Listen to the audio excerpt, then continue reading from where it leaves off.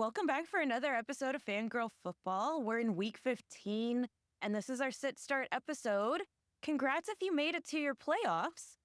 If you didn't and you're looking for a little bit of side fun, we have our weekly DFS episode out, as well as a free DraftKings contest going. You'll find the links for those in the description, and we'd love for you to join us. Let's jump into the games and this week's starts that might help you win your playoffs, or at least stay at the top at the consolation bracket or toilet bowl. There are no buys, but we have 2 Monday night games, and this will be a 2-part episode because we have so many games. We do, and hopefully everyone made it through without playing too many players in that dud of a Thursday night game where we saw 6 field goals and the Rams win 12-6. That was a sad game. Let's move on past that, and maybe you're looking for somebody with a high ceiling to bump up those scores if you did play somebody like Garendo last night or Debo Samuel. We'll get into some of those that have a higher ceiling. So our first game is going to be Kansas City Chiefs at the Cleveland Browns. Kansas City's favored by 4, over-unders 45. Let's go through injuries first. So I heard Hollywood Brown is potentially coming back. I had thought he was out for this season, but he received clearance to practice and should be designated to return from IR this week from that sternoclavicular injury in that first game, way at the beginning of the season. Yeah, so it's not going to help anybody in their lineup this week, but if he's sitting in your IR spot, you might keep him around. Maybe Kansas City's going to get a little help. Other injuries for this game. So Cedric Tillman is still dealing with that concussion. He was limited in practice again on Thursday. So that's a real question mark for me in this game that may get a little bit out of control. I think anytime we watch Jameis Winston throw the ball like he did with the Denver Bronco game, it's a lot of fun, and we just hope for more and more. And we've been waiting all year to see the Chiefs throw the ball. They don't want to, they don't like to, and we're all hoping that Jameis Winston can make them throw the ball. Anyhow, that game's also expected to see rain and 44 degrees and 15-mile-an-hour winds. It's like the snow globe again, and Jameis Winston is just praying to the weather gods and trying to get another messy game that he can just have fun with. And I think what I want out of this game more than anything is one of those Jameis Winston interviews that is just crack you up funny. He has the best interviews. It's so much fun to watch him, and he just has fun, and it makes everybody else have fun with him. I'll admit, I think that's been some of my favorite things about seeing all the previously second-level quarterbacks get to move up, like Sam Darnold, Baker Mayfield, who moved around a bit, and then Jameis Winston and Geno Smith. They're always so happy and excited to be back in the position again to play. They are, but nobody's just excited about life like Jameis Winston is, I feel. He's just great. So other injury news, David Njoku didn't practice on Thursday with a hamstring injury. So really concerned about that one because the Chiefs do like to give up points to the tight end position.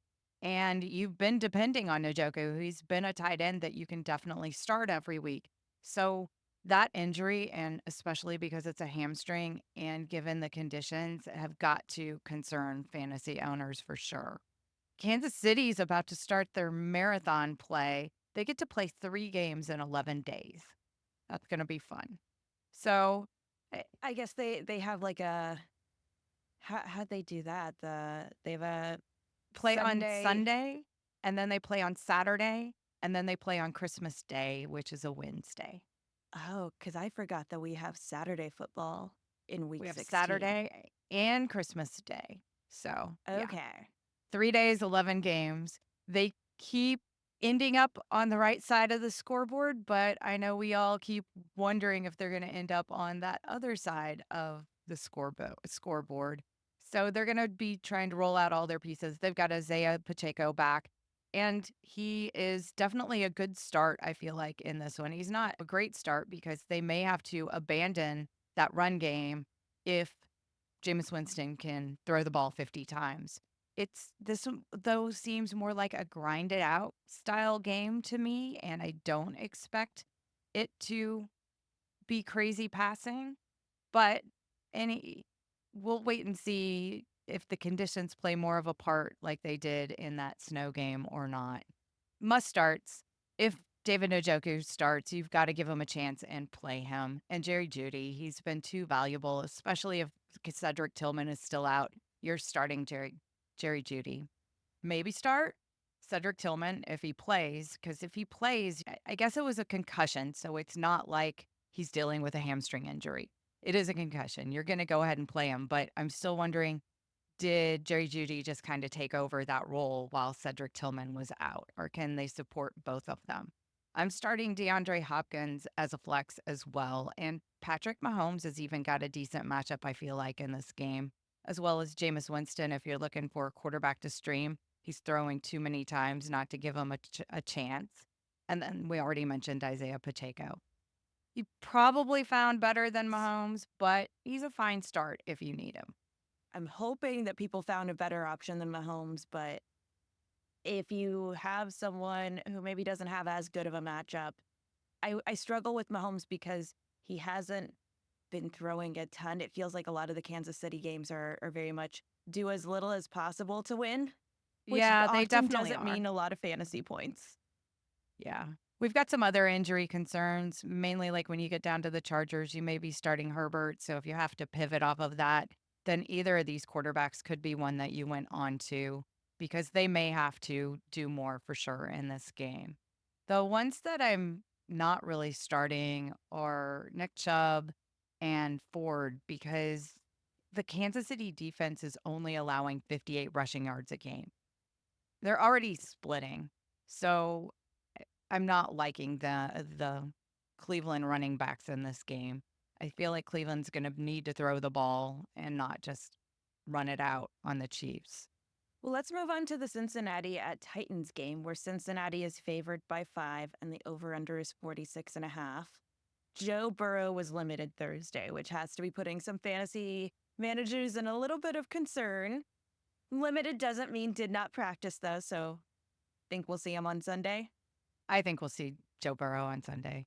He doesn't need a practice to play. He's just going to throw the ball to Jamar Chase, and we all know that. You're starting Joe Burrow and Jamar Chase in this very favorable matchup. And you're even starting Chase Brown. We're not doubting the Bengals offense can put up numbers. It's just, can the Bengals defense stop anybody, and can the Titans offense get out of their own way to actually score some points? The Titans managed to lose to the Jaguars last week, and Tony Pollard ran for over 100 yards. They didn't turn over the ball, and they still only somehow got 6 points in that game. I don't even understand how that happened. So even though the Bengals defense is non-existent, the Jaguars are too, and they managed 6 points against the Jaguars. So the Bengals are going to go, yeah, you can score points, but I don't even know if the Titans can figure out how to score any points without even a defense on the field. Either Yeah, way, Tony Pollard's going to get those carries. So you got to start Tony Pollard. He's going to touch the ball more than probably any other Titan on that field. what about Calvin Ridley? No, hopefully you have better. I mean, this is a great matchup for him. And if you need that risk reward, you can start him, but start him with extreme caution. I would say everyone else stays on the bench just because the Titans can't seem to get out of their own way for those points. And we might see Mason Rudolph, which actually I feel like is kind of an upgrade. That's so weird to say because Will Levis was banged up in that game. But I feel like we're probably going to see Levitt, but maybe we'll get Mason Rudolph. Either way, I I don't You want to move like on to it. Washington at New Orleans, Yeah, let's where move on to Washington's that. favored by 7.5 and the over-under is 43.5. We got a couple of injuries. I think one of the big one is Alvin Kamara has an illness and didn't practice on Thursday. So hopefully he's feeling better and it's not too serious of an illness and can play this weekend, as well as Derek Carr was listed as did not practice Thursday with a hand injury and a concussion. I thought Carr was out for the season. Yeah, I think he pretty much is. I mean, he broke a bone in his hand, but they're still listing him like he might play. I have no idea why they would play him, but they're listing him like he might play. It's definitely looking more like we're going to see Spencer Rattler or Jake Hayner start that game for the Saints. It is in New Orleans, but that whole Alvin Kamara situation as well has us kind of guessing what's going to happen there. It's an illness, though. This is Thursday, so he's got plenty of time to get well and make it back, depending on what kind of illness he has. I feel like this leads to you have to start your Washington players, Jaden Daniels, Terry McLaurin. Good time for the Washington defense. Definitely. You're starting all of them. You're starting Brian Robinson. The Brian Robinson situation is kind of interesting because not last week because they were on bye, but in week 13, he was in full share mode with Chris Rodriguez and Jeremy McNichols. So McNichols was also getting some of the carries. It was pretty even between Brian Robinson and Chris Rodriguez. And then Jeremy McNichols only had 6 carries. But going into this game where it's looking like they're just going to blow out the Saints, I don't see how they don't. If they get way ahead, I can see them benching their starters and giving Rodriguez a lot of carries, maybe even the whole second half to see what they've got in these other 2 running backs because Eckler's out with that concussion. He's out on IR. So it's looking like a share, I would think, in this game. I still like Robinson because if they get up big in the first half, well, they probably got up big using Brian Robinson Jr. So he's a must start as well, I think, or a little caution, but I think you can comfortably start him. His ceiling might not be as high as if this was a competitive game, but still he should have a great day.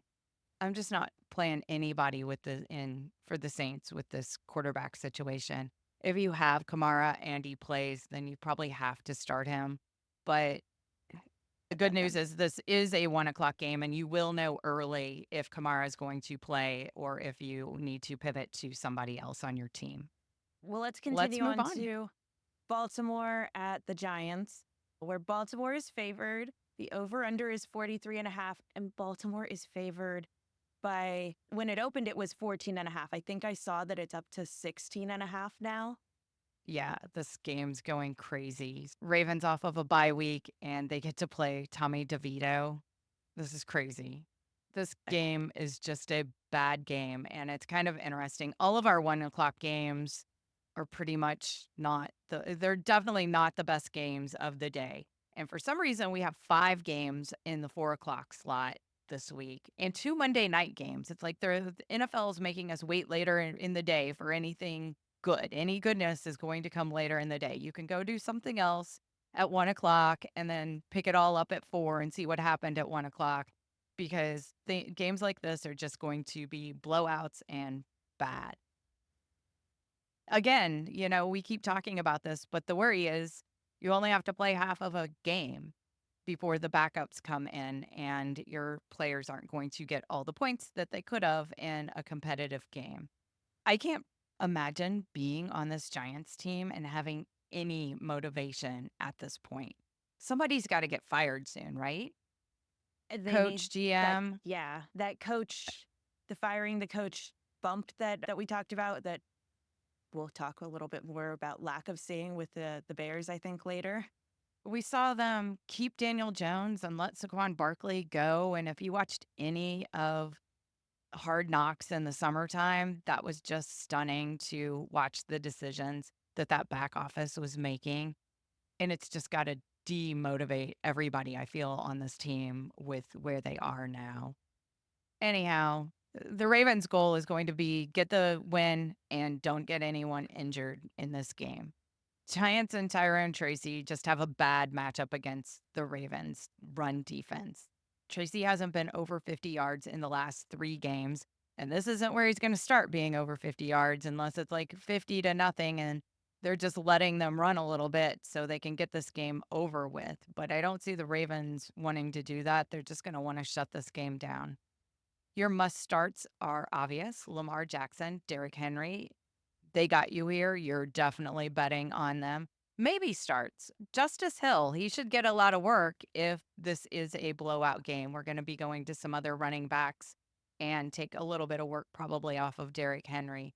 Zay Flowers is kind of interesting in this week matchup. They could choose to use this kind of as practice and pass a little bit against a weak defense that they are getting to read, and therefore Mark Andrews as well. I think Neighbors is a really risky start. I've also seen him pop up on the injury report, so he's definitely another one to watch. But I'm sitting Tyron Tracy against this defense. Well, let's move on to Dallas at Carolina. Carolina is favored by 2.5. I think that's the first time I've said that this season of Carolina being favored. Over under is 43. On the injury list, as this has kind of lingered and limped along for the last couple of weeks, CeeDee Lamb was limited at practice on Thursday with that shoulder injury. Yeah, I'm guessing he's going to play. this is kind of a fun game to me. I've been debating going to it. The problem is it's supposed to rain on Sunday here in Charlotte, and watching two bad teams play each other and sitting in the rain to do it isn't high on my bingo card this week. So, I Because mean, it's an just outside stadium. Like it it doesn't have is a an roof. outside, yeah, it's an outside stadium. So, I'll probably just stay at home where it's nice and warm instead of 40-degree rain. Anyhow, I do get sucked into these games where I've got two bad teams playing each other that seem like they could put points on the board. And Carolina definitely seems to be improving a lot. We saw them push Philadelphia last week and almost win that game. They keep taking those games to the very end, but still manage to lose them and keep their draft spot, which is kind of an interesting strategy. So Dallas has committed to a running back. They are all on board now with Rico Dowdle. He's a must start as the Panthers' run defense doesn't exist, and now Dallas loves to run the ball.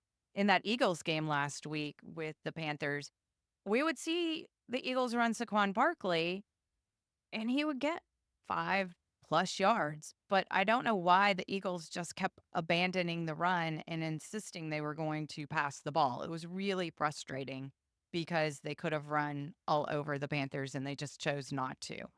Anyhow, Rico Dowdle is set up to have a great game in this matchup, especially if it's raining. They're going to be running again.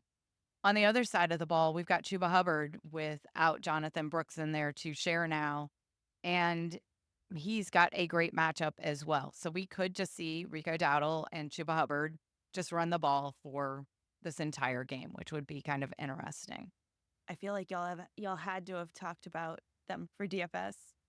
We did. Yeah, we definitely did. And we do have, and another one we talked about was Adam Thielen. I love Adam Thielen in this game. He seems to have great chemistry with Bryce Young, and he's seeing 26% of the target share. And Dallas is allowing the fifth most fantasy points per game to wide receivers. So it's a great game also for Adam Thielen. This could be sneaky competitive, especially if we get CeeDee Lamb in there, and I like Cooper Rush. This is a game I can take a chance on pretty much all of the parts. I don't hate anybody in this game, but you definitely starting Rico Dowdle, Chuba Hubbard, CeeDee Lamb, and Adam Thielen. Well, let's move on to the New York Jets at Jacksonville. Jets are favored by 3. Over under is 40.5. Couple of injuries or people who popped up on the did not practice. Evan Ingram did not practice Thursday on the Jacksonville side, and then Brees Hall did not practice Thursday on the Jets.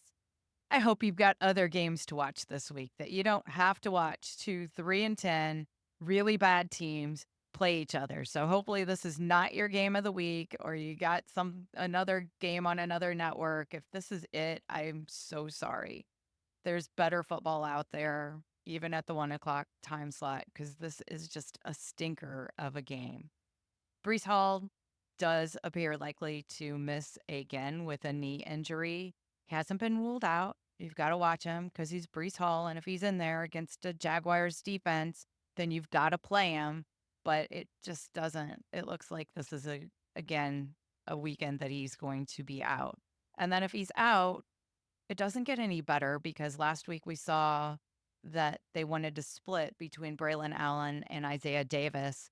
I guess they're seeing what they've got in these other two rookie running backs so they can make some decisions in the offseason.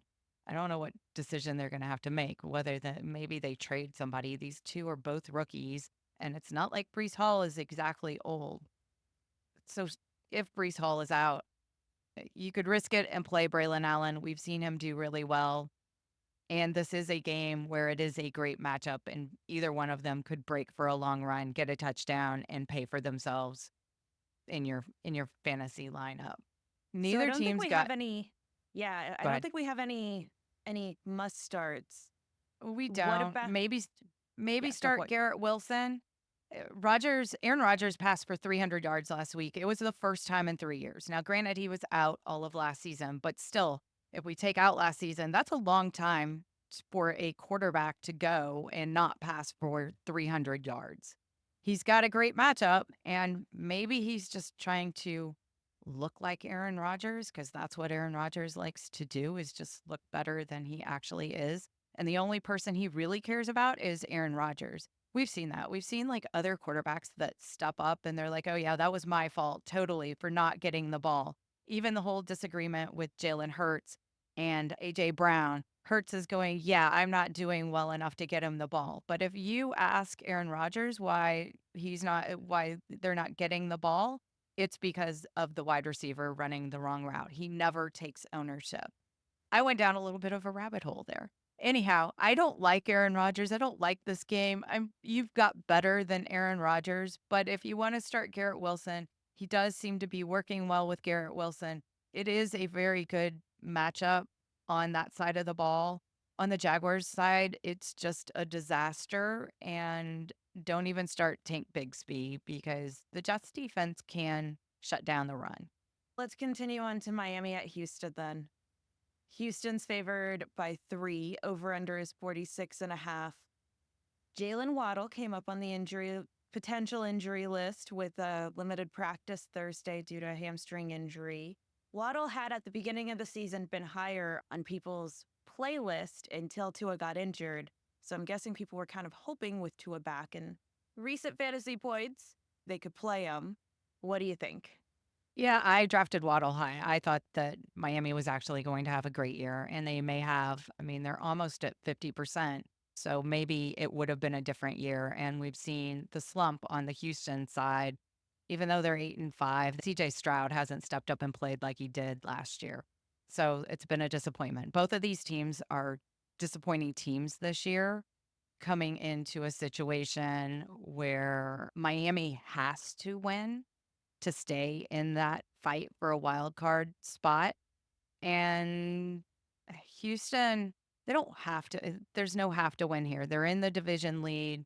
It's on the Colts to maybe step up and win, and they'll be in the second half of this episode, the Colts game.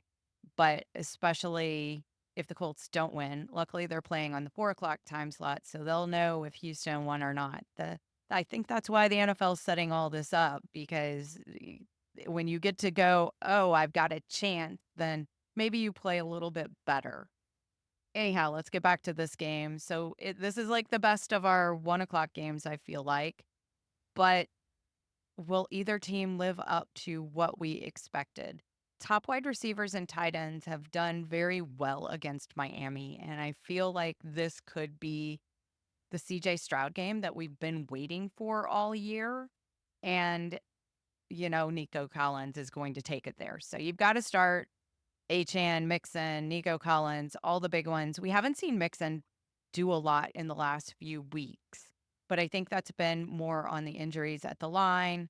And hopefully coming into this game, they're a little bit healthier and they can get it going. And we'll see if they can get it on track. Tyreek Hill's a great start, I feel like, in this game as well. Even though Houston defense isn't bad. They're not great. And he's Tyreek Hill. And especially if Jalen Waddle is out, then he becomes a great play, as well as Janu Smith. We didn't see Smith do a whole lot last week, but coming into this game with the Waddle concerns, I like it better. That wraps up our part 1 of week 15 sit start. That's all the 1 p.m. games. We're going to go through the 4 p.m. and night games in our part 2. So tune into that. We also have our DFS episode out and our free contest going. We'd love to have you join us, and you can find those links in the description.